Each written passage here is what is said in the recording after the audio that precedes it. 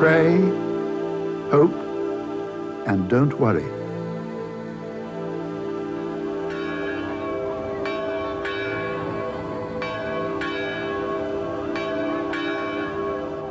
A celebration of Padre Pio.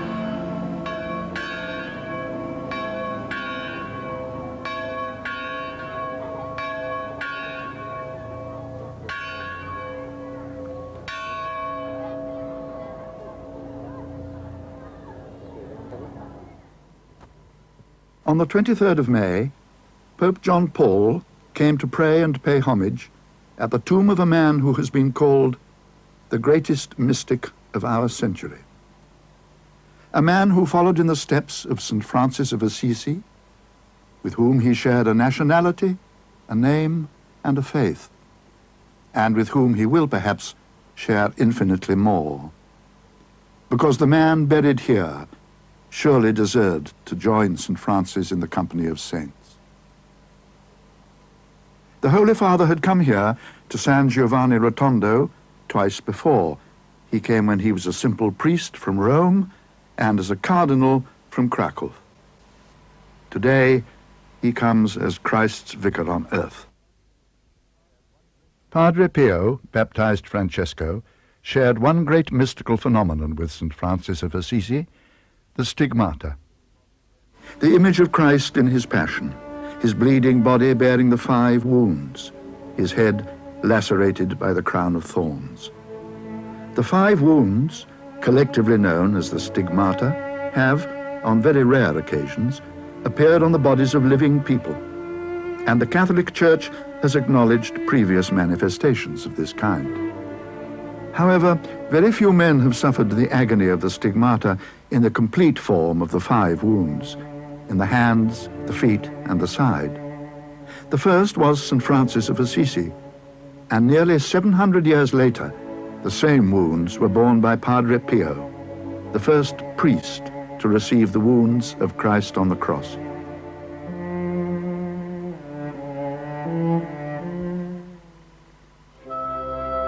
Here, in the village of Pietrelcina, in the rugged south of Italy, he came into the world on May the 25th, 1887, in this small house.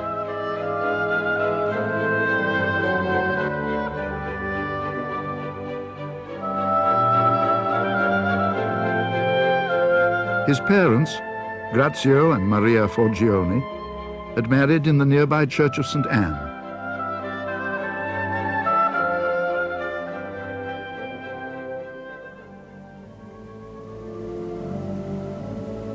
And it was here, in this church, that their son Francesco experienced one of his earliest direct encounters with God.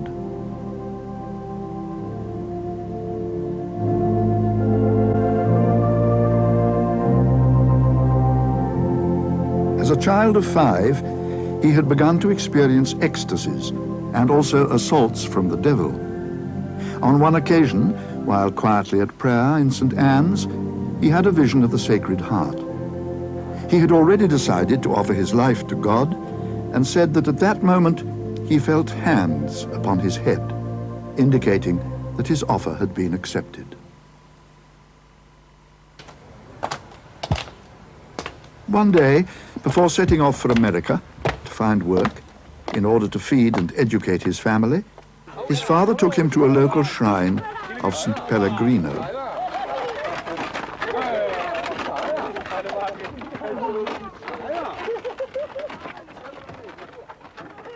And there they witnessed a profoundly moving incident. The mother of a badly deformed child hurled her infant onto the altar, crying, "If you cannot heal him, you must keep him." The child sat up and ran to his mother's arms, completely healed. Grazio Forgione wanted to hurry his son away, but Francesco remained praying. Francesco Forgione began his religious training at Morcone and also attended several other Franciscan novitiates. He was ordained in the year 1910 when he was 23 years old in the Cathedral of Benevento. The young friar was often ill, He slipped into states of ecstasy which alarmed and worried his superiors. He fasted to extremes. He was subject to alarming temperatures, which were so high it is said they broke the thermometer.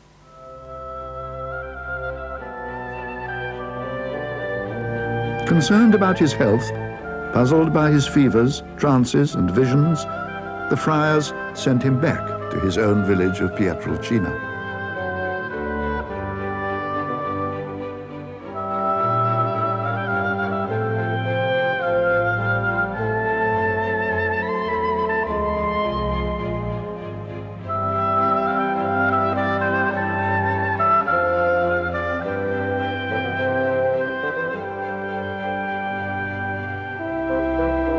He spent countless hours in this squat tower, the torretta, which his family owned, studying, praying, and in meditation. Sometimes he distanced himself for days and nights, staying in this lonely farm building in the midst of the countryside. Perhaps this long period of isolation from the life he had most hoped for was a preparation for the extraordinary years to follow. In September 1910, he had already begun to experience inexplicable pains in his hands. A year later, the young man wrote to his superior, Padre Benedetto, "Yesterday evening something happened which I can neither explain nor understand. In the center of the palms of my hands, a red patch appeared, accompanied by a sharp pain. I also feel some pain in the soles of my feet." Knowing full well what these pains foretold, he begged God to spare him the embarrassment, though not the pain, of the wounds. Apart from a brief spell in the Italian army in 1915, from which he was soon invalided out, he remained at his birthplace, Pietrelcina, where the villagers had now erected a small chapel, enclosing the tree under which he had first felt the pains of the stigmata. But in 1916, in the hope that the change of climate would cure his acute chest trouble, he was sent to the isolated and inaccessible Franciscan friary at San Giovanni Rotondo, a town of no interest then, a place of eager pilgrimage now.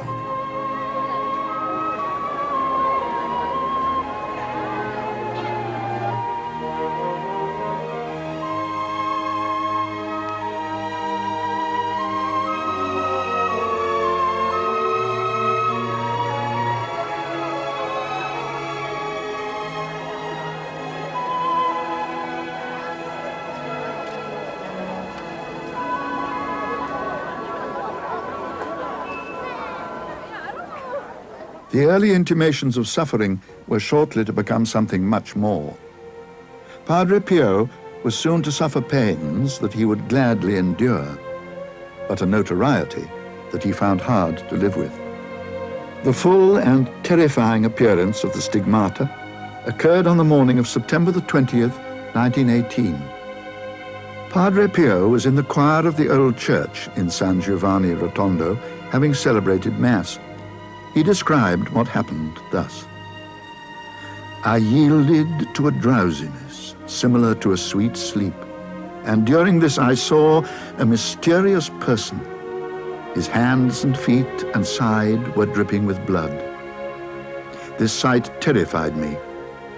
The vision slowly disappeared, and I became aware that my hands, my feet, and my side were also dripping with blood." Padre Pio was 31 years old.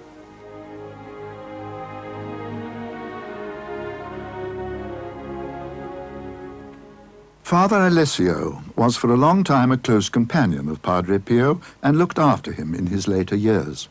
This is the place where Padre Pio received the stigmata on the 28th September 1918. From this letter here, you can see that Padre Pio was praying here when he saw this crucifix alive, dripping blood. And in that moment, Padre Pio felt an extraordinary peace inside of himself and outside. And during this time, Padre Pio always saw the crucifix alive, dripping blood. And he said that when he came out of this trance, I would say, he realized that his hands, his feet, and his side were pierced like the crucifix. This is the very first photograph of his wounds. It was later witnessed by a notary. News of this astounding event slowly spread, and the ordinary people began coming to San Giovanni in large numbers to catch a glimpse of the stigmatized friar or to squeeze into the church to hear his mass.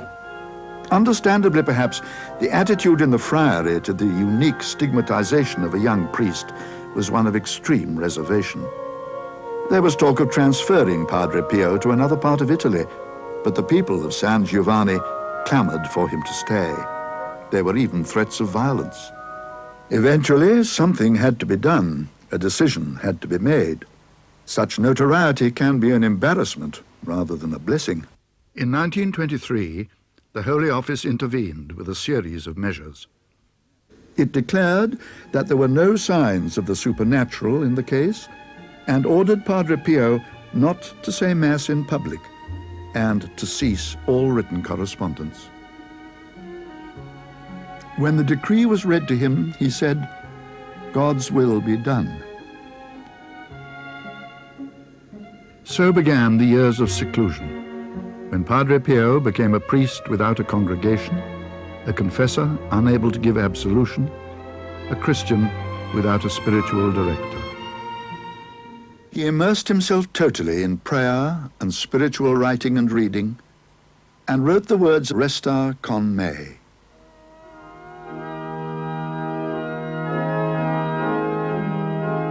Stay with me, Lord. Thou knowest how thee I can forget. Stay with me, Lord. Thou knowest without thy strength I fall. Stay with me, Lord, for without thee my fervor fails. Stay with me, Lord. Thou art my light, thou art my life. Some time passed before the ban was lifted. Pope Pius XI, on further examination of the facts, permitted Padre Pio to resume his ministry. Eventually, a larger church had to be built to accommodate the huge congregations made up of people who came from all over the world. The flow of pilgrims began again with renewed fervor. They came then, and still they come.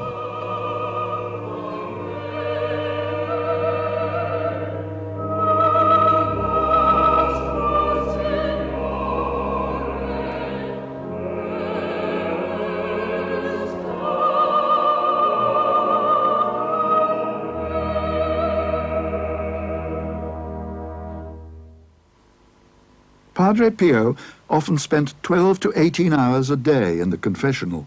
Even so, so many people came that a wait of 2 or even 3 weeks was not unusual for visitors who wished to be absolved by this charismatic figure, who always tried to keep his hands covered or hidden. He knew when people were wasting his time, when they had come for the wrong reasons, and occasionally terminated a confession abruptly with the word basta, enough. He could read your mind, your soul, and when God gave him the light to see the soul of a person, Padre Pio really, will tell him or her the sins, and also if sometimes they are not ready or they were not sincere in their confession, he will, send them away without absolution. He was usually disarmingly simple and direct. Nothing could be more to the point than change your life. Or, to someone who questioned the very existence of hell, you will believe it when you get there. He was capable, though, of remarkable insight, and there are many reports of his ability to read people's minds and their hearts, to know details of their lives and circumstances that he could not possibly even guess. Once, a woman was very surprised to be told that her penance, usually a prayer to be said in atonement for sin, was to go home and look in the well in her garden. As she did so, she saw the face of the son she had had aborted many years before. Joe Greco, now a great devotee of Padre Pio, met him in very unusual circumstances. After a dream in which he met Padre Pio on the road and asked him to save his father, Joe Greco's father suddenly recovered from a dangerous operation. Joe decided to go to San Giovanni to thank Padre Pio in person. He managed to get to confession after waiting 4 days. This is what did it, really. When he saw me, he said, "Well, your father's all right then." Well, this shattered me, really, because I'd never been down in San Giovanni Rotondo before. I'd never been down that part of the world. Neither did I know anyone down there. And yet, I posed in my mind a question to him. I was saying, "Was it you? Was it you?" And he replied, "In the dream. In the dream." Well, I started shaking. I was scared stiff, to tell you the truth. I said, "Yes, Father, in the dream, Father."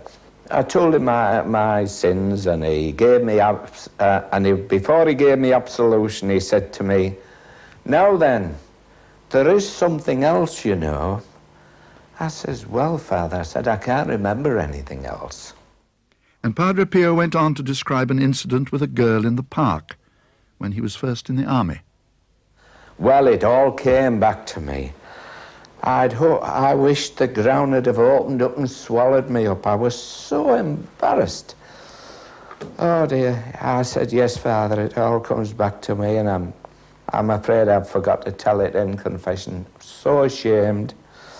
Well, he said, "You've been carrying this sin around with you," he says, "ever since 1941. And the place was Blackburn, to tell you the truth." And I got up to go. Padre Pio said, "There is something else you've forgotten." And there was a slight smile on his face. I said, "Oh, no, Father. Truly, there's nothing else that I can remember." I thought he was on about a sin, you know. And he said, "Look in your pocket."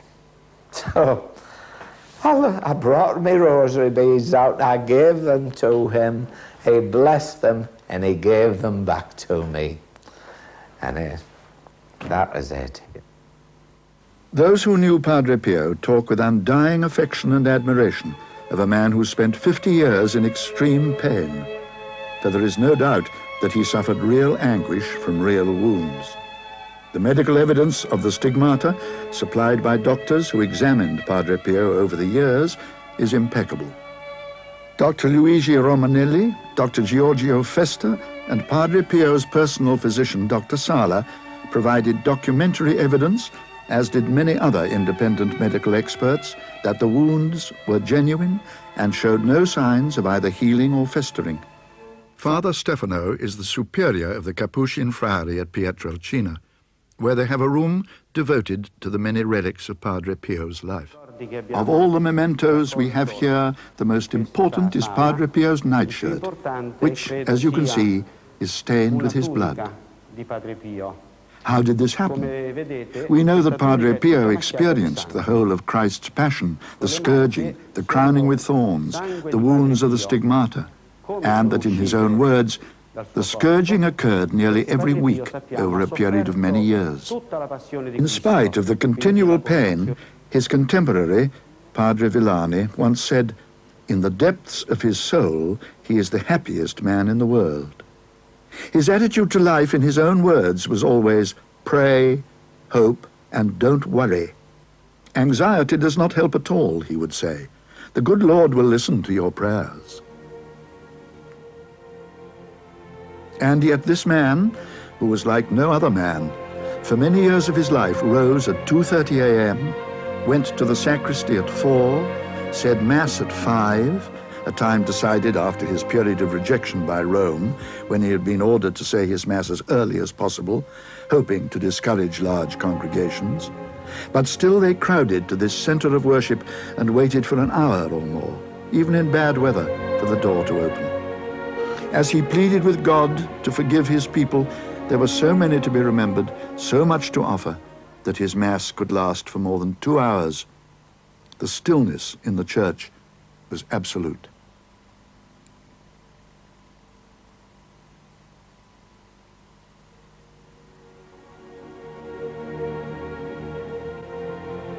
As he reenacted the passion and death of Christ, Padre Pio became a man of sorrows, offering himself with Jesus for the salvation of the world.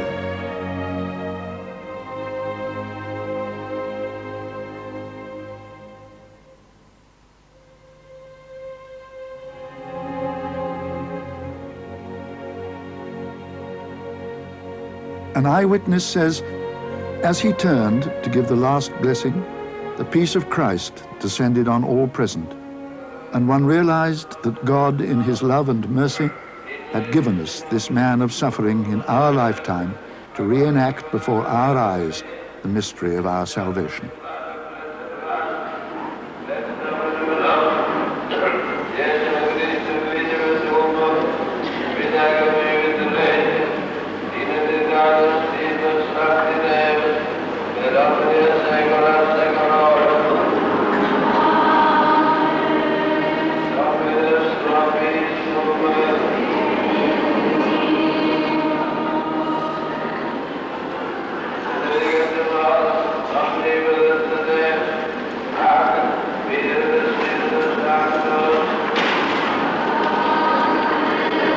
It seems that because he offered to suffer like Christ before him to save souls, Padre Pio was granted what are known collectively as the gifts of the Spirit: bilocation, discernment, prophecy, conversion, healing, perfume, and language.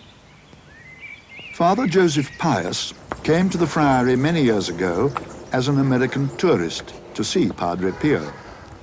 He stayed to become a Franciscan friar. He actually understood languages he never knew.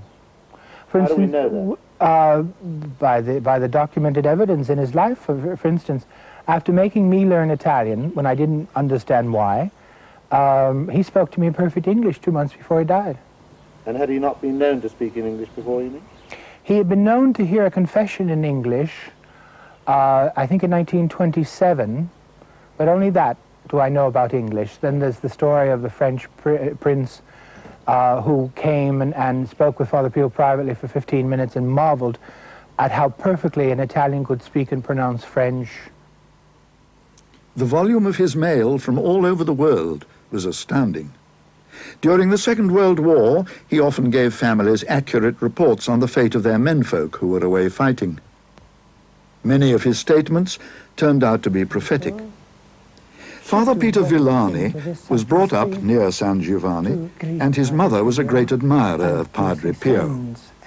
His father had emigrated to America to find work. My mother, as usual,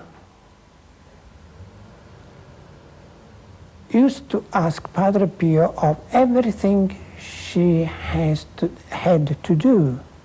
So even that time she went, and after her confession, she said, "Father, my son is asking me to go and see him. Can I go? What do you think?" Oh, Padre Pio said, "Oh no, you can't." "Why I can't?" said my mother. "Why I can't?" Because she's thought something had happened to me. "So why I can't see my son?" "Oh, well, you know," said Padre Pio, "your husband is dying." My mother had a shock because she said the letters she received from the States was very good. Good health, good job, no more. So because Padre Pio said no, she didn't come. And in fact, the day when she was due to come and see me, she received a telegram from the state to say, "Yesterday your husband died from a mine coal accident." Some of the most extraordinary stories are about his bilocation, that is, his apparent ability to be in two places at once, on occasion even to hold up the passage of time. Father Villani and his mother would frequently walk 12 kilometers to San Giovanni from their village to attend Padre Pio's Mass. One day, after Mass, while Padre Pio was taking off his vestments, A friar told her that the friary had no bread, so she went all the way back to San Marco on foot. Collected the big loaf of bread, about 6-7 kilos, and put it on her head like our women did when carrying things, and back to San Giovanni to find Padre Pio in the middle of getting off his mass vestments. So, by an extension of the power of bilocation, his mother travelled all that distance in less time than Padre Pio needed to take off his vestments. After he received the stigmata, he never left San Giovanni Rotondo. Yet there is an army of witnesses to swear that they saw him in many different parts of the world. And since his death, people are still unexpectedly finding themselves in his presence. Padre Pio's appearances of this kind are usually to people in need. Peter Barrett, in the army at the end of the war, found himself in San Giovanni and went to confession to Padre Pio and subsequently served his Mass. Not long ago, in Greenwich Hospital, meeting the parents of a badly injured boy, he gave them a picture of Padre Pio and the message, "Pray, hope, and don't worry." 2 weeks later, he met the parents of the injured boy, and they told him that their son was being discharged, fit and well.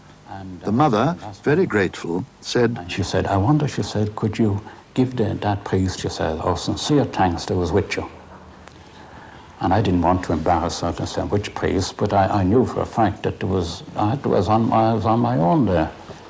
And she said, he was very like, she said, the priest on the picture that you showed me, she said. But she said, would you please give him our sincere thanks? The priest she saw was, of course, Padre Pio. Margaret Neal recently had this experience in San Giovanni. Our spiritual director on the pilgrimage, coming round giving each person the host.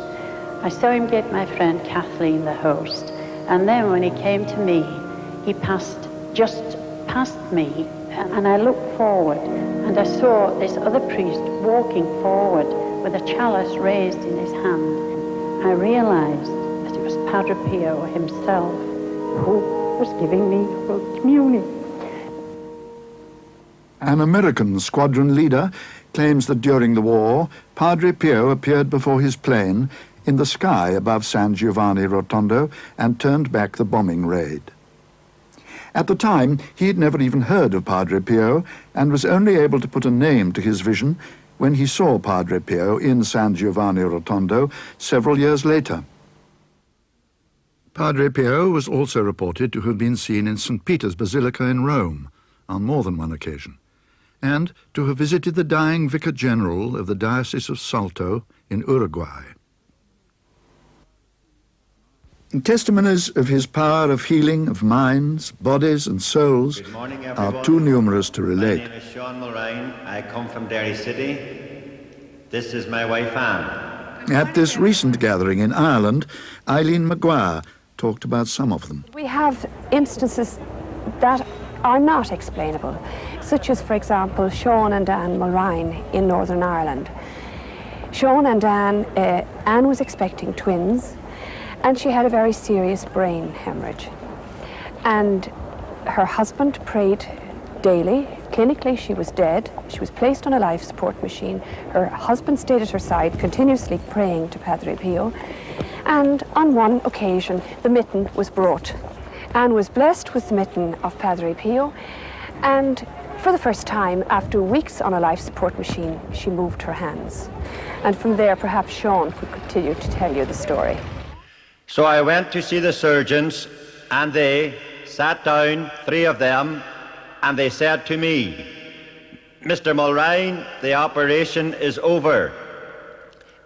It is, or it has been, our opinion, a miracle that we were able to keep your 2 unborn children inside your wife's womb while such a long and tedious operation went on. She walked away from the hospital perfect and left her sticks behind her. And twins were born, and she is now mother of 4 children and perfect. Right.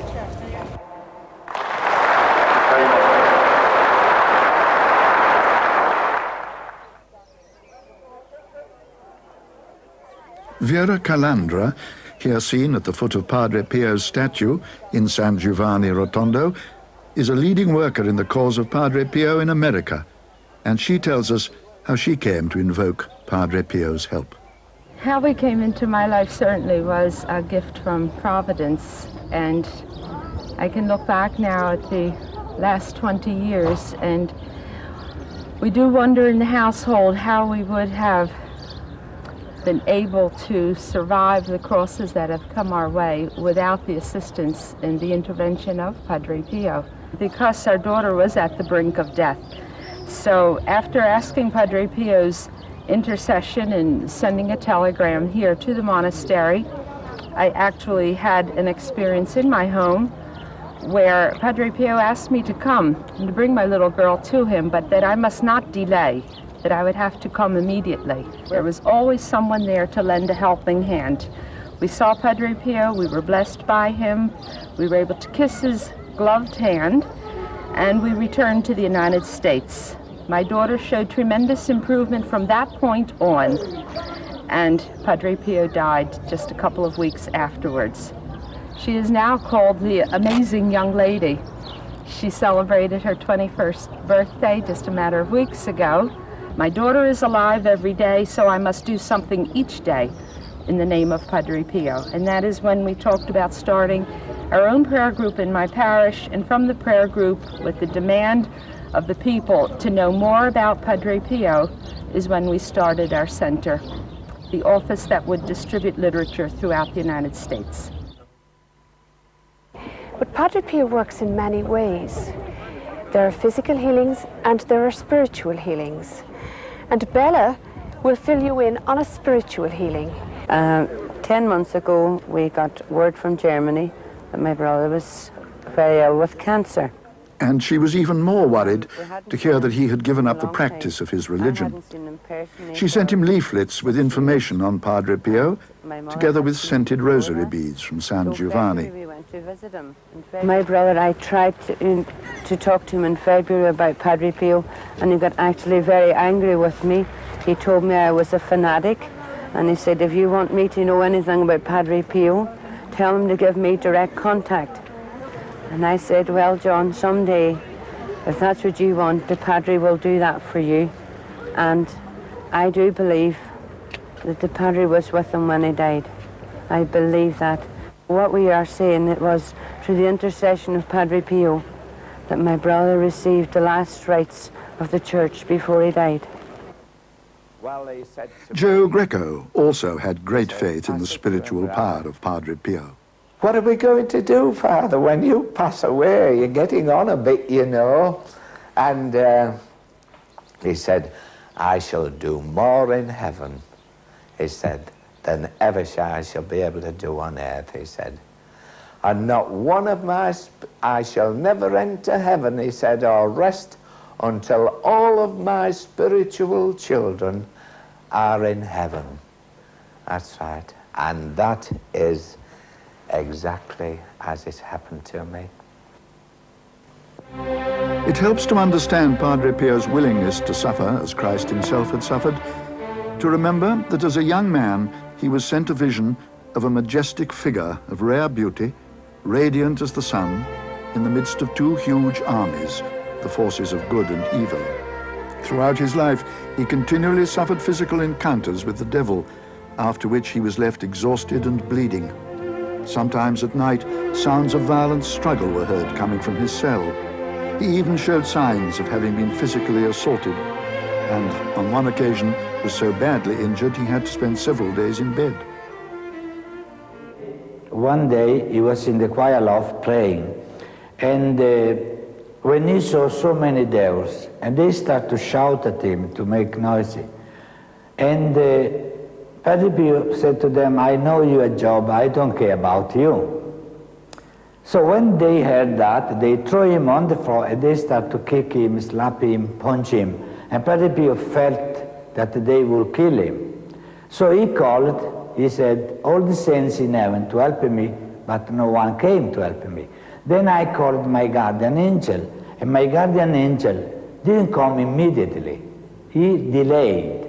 When he arrived, instead of chasing the devils away from me, he started to fly around me, singing beautiful hymns. Now, dear friends, you think about Padre Pio on the floor, beaten to death by the devils, and the guardian angel flying around him. He said, finally, when I got up, I gave him a good scold. And to punish him, I didn't look in his face. But then my guardian angel, like a little boy who had done something wrong, he followed me, he asked me forgiveness, and he promised me that he would never do that again. During his ecstasies, he spoke with Our Lady, with Jesus, and his own guardian angel in short, broken sentences.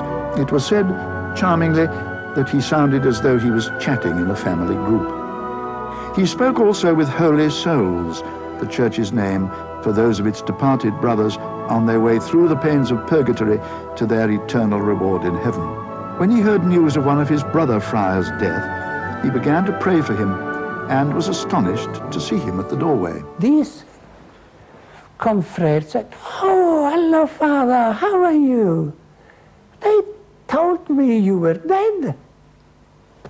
And the Father said, "Oh, yes, I am. Please pray for me." Just like that. Padre Pio was praying here in the choir loft, and it was around midnight when he had the candlesticks on the main altar downstairs moving and falling. And he looked down and he saw a small novice.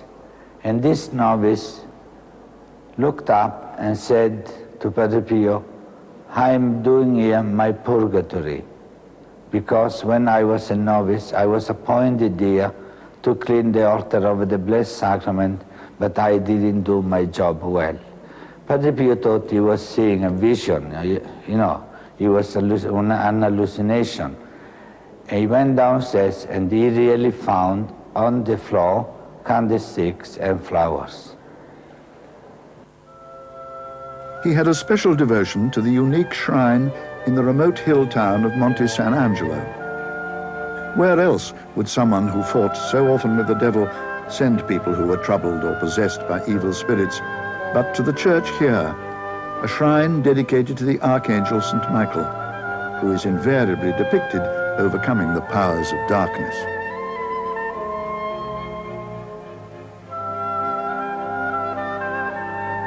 This subterranean shrine on the cliff of the Gargano has a deep stairway that leads to an underground church dating from the 4th century, where the instruments of crucifixion are depicted. It is not surprising to learn that St. Francis of Assisi also came here on pilgrimage, and many popes and princes of Europe came, often barefoot, as an act of humility.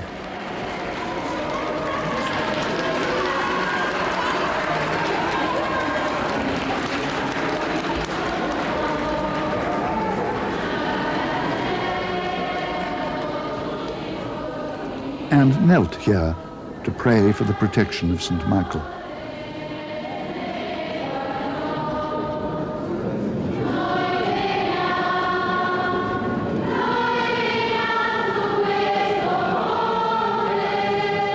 Want me to do it?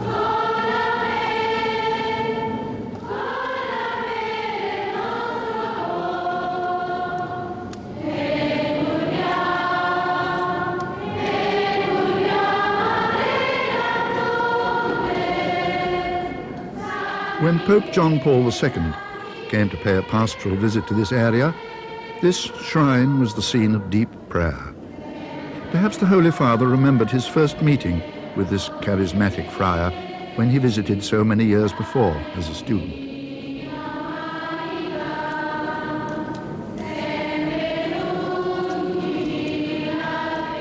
As we have heard, Padre Pio, who suffered illnesses, fevers, constant headaches, the pain of the stigmata, and physical assaults from the devil, was nevertheless a cheerful, often humorous man, even when the added burden of severe arthritis, combined with the pain of his pierced feet, confined him to a wheelchair. That he was a joyful man. He was full of joy, full of enthusiasm. When we were boys, children. We stayed with Padre Pio after Mass, and he sat with us, amongst us, telling stories, cracking jokes, and it was really delicious to be with him.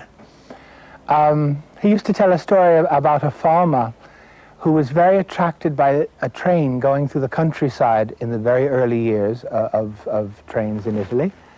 And on a free day, the farmer went off to have a ride on this new contraption, you see. There's a whole scene, I can't do it like Father Pio did it, at the window of the ticket taker, not the ticket taker, the ticket seller. Where are you going, sir? I said, why don't you mind your own business? Do you want to return ticket, sir? I think you're very nosy. Anyway, they finally got the chap on the train. He sat down in front of a priest who was on to him immediately. And with that, the train went into a long dark tunnel. The farmer got a bit scared. And he said, Father, where are we going? And the priest said, we're going to hell. And the farmer chirped back and said, I don't care, I have a return ticket. I said, but he would tell these jokes. He would love to listen to jokes. He would never miss a recreation, never. He derived great strength from his devotion to Mary, the Mother of God. Father Gerardo, who is the vice postulator for the cause of the beatification of Padre Pio, is telling the story of the statue of Our Lady of Fatima, which was brought to San Giovanni Rotondo in August 1959 during its tour of Italy. It was as though the Heavenly Mother was paying a visit to her beloved son, Padre Pio. By coincidence, Padre Pio had been seriously ill with pleurisy since March of that year. So ill, he could not even say Mass, only receive Holy Communion. He had, however, been leading a special 9 days of prayer in preparation for the arrival of the statue. On the evening of the 5th of August, the statue arrived, and the next morning, pulling all his failing strength together, Padre Pio managed to get down to the church, where he remained for a considerable time in silent prayer in front of the statue. As the statue was being removed by helicopter the following day, Padre Pio asked to be taken to the window in the choir so that he might see it flying past. As it did, he was heard to say, "My beautiful Madonna, you found me ill, and you are going away, leaving me ill."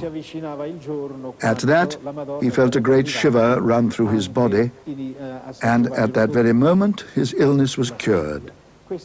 In fact, he was as well as he had ever been, and immediately resumed the saying of Mass, hearing confessions, and all other priestly duties. He lived with a rosary in his hands. The rosary is the weapon against evil, he often said. And of Our Lady, she treats me as if I were her only child on the face of the earth. She comes to me whenever I need her.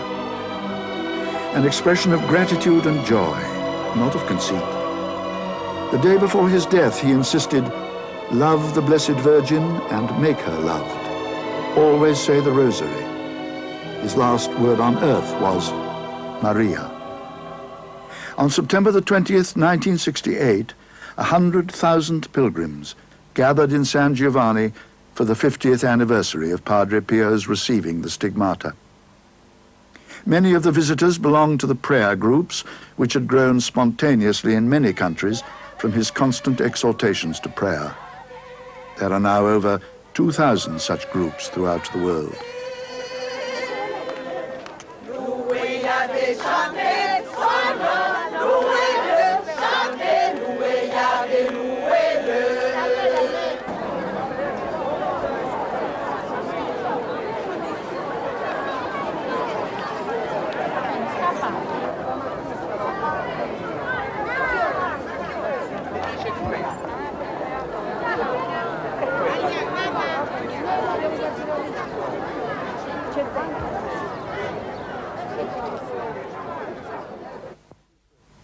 That day, in spite of his frailty, he said the Mass that proved to be his last. He could hardly breathe or reach the altar. When he turned to leave, he almost fell.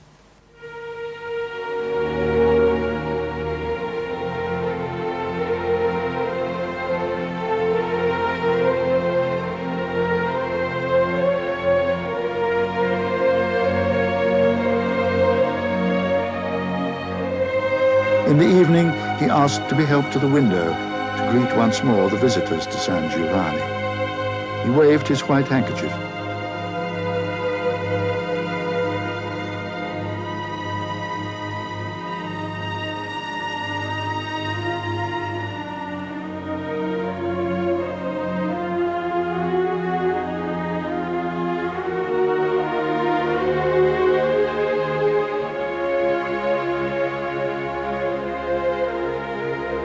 Then the shutters were closed forever.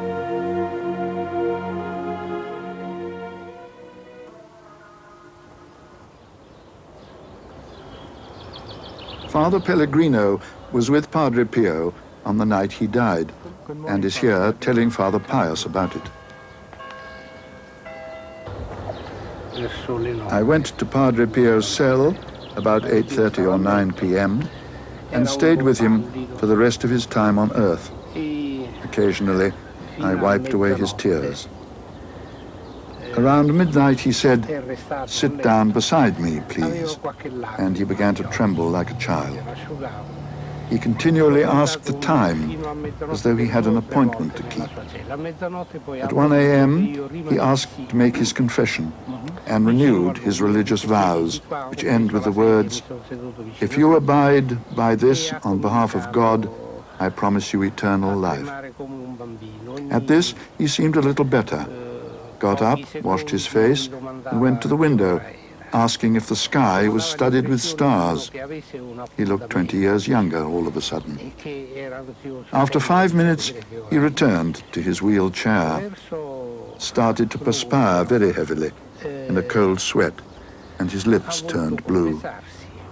He asked for the wheelchair to be removed, as though he had no further use for it, and began to say continuously, "Jesu Maria."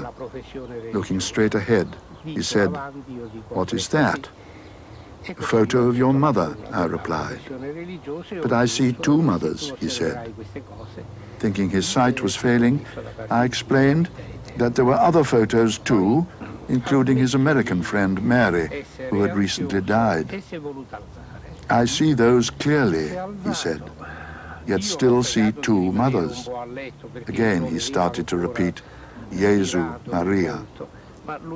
As I made to leave his cell for assistance, he called me back, saying, "Do not trouble anyone else."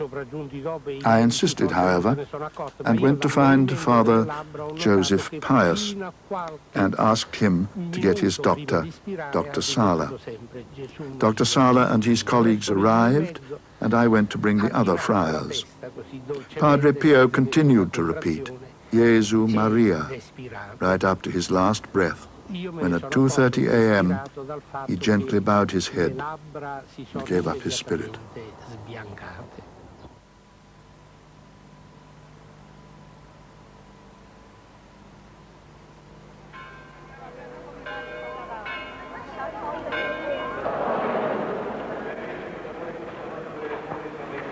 The wounds of his feet, hands, and side had begun to heal during the recent months. During that last Mass, the healing became complete. His dead body showed not a single scar or mark. He was already sharing his Saviour's resurrection.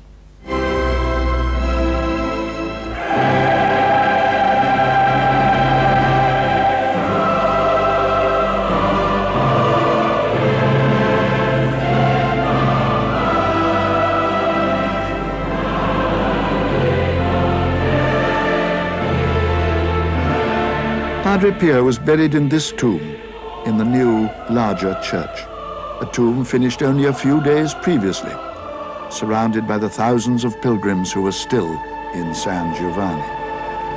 How wonderfully God seems to arrange these things. As a young friar, walking in the fields surrounding Pietrelcina, He had prophesied that they would one day be filled with the odor of incense and the chanting of monks. On that spot, a seminary was built 30 years later, through the generosity of an American lady, Mary Pyle, who helped with English-speaking pilgrims for many years in her house near the Friary. Her assistant, Carmela, will always remember what Padre Pio said to her shortly before his death. Carmela is saying that she asked Padre Pio what they would do after he had gone. Padre Pio said, "Go on as you have done before, but remember, I can do much more for all of you from heaven than I can here on earth." In his lifetime, he heard countless confessions and is truly called the Padre of the Confessional. But, as he said to Carmela, his real work would begin after his death. He had planned a vast and much-needed hospital, which was completed in his lifetime. Other works include a home for sick priests, a home for spastics, and a spectacular Way of the Cross was constructed.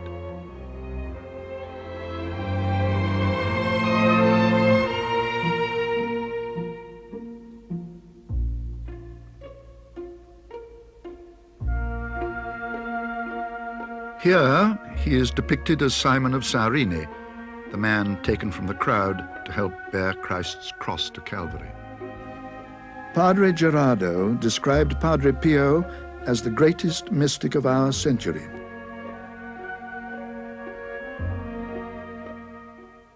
At a Padre Pio celebration day in Ireland, Father Jack McCardle had this to say.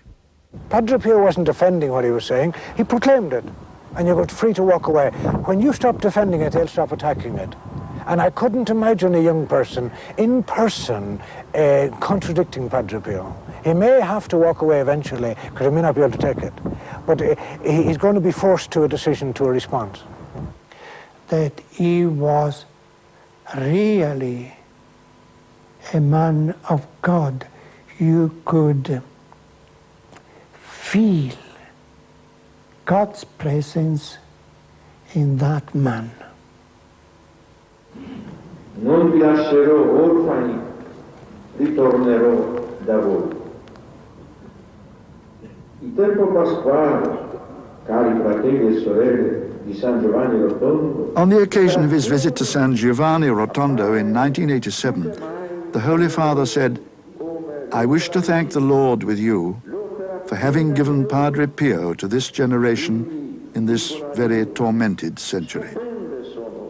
In his love for God and for his brothers, he is a sign of great hope, and he invites us all not to leave him alone in this mission of charity."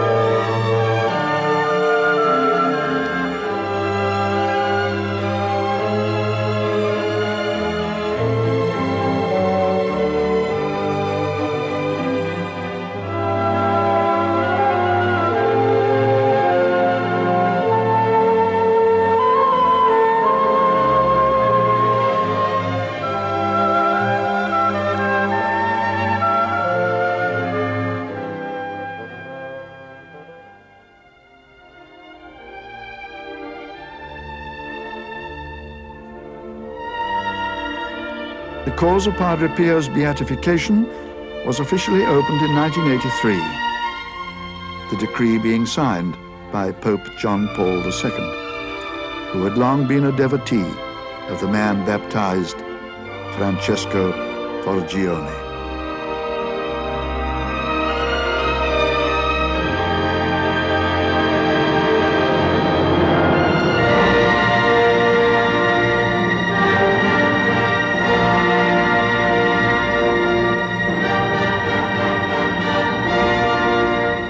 Pray, hope, and don't worry.